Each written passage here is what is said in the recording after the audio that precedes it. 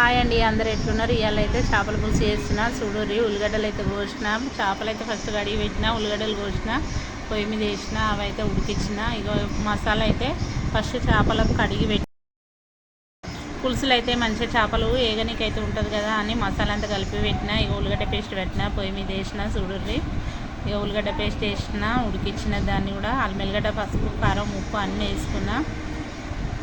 అన్నీ వేసుకొని చింతపులుసు పోసుకొని మసాలా పెట్టిన. చూడుర్రి, మసిలినాక ఇక ధనియాల పొడి, మెంతులు, జీలకర్ర అవన్నీ అయితే వేయించుకొని ఆ పొడి అంతా పట్టి మంచిగా పులుసులు వేసిన. పులుసు మసిలినాక చేపలు కూడా వేస్తున్నా. చూడుర్రి, ఇక మసాలాలు అయితే అన్నీ వేయించుకొని ఇట్లా పట్టుకొని ఇక పులుసులు అయితే వేసిన. మసిలేటప్పుడు ఇంకో కొత్తిమీర, కల్మాకు కూడా కడిగి పెట్టేసి వేసిన. చూడుర్రి, ఇక చేపలు అయితే పులుసు మసిలేటప్పుడు అయితే చేపలు అయితే వేసిన.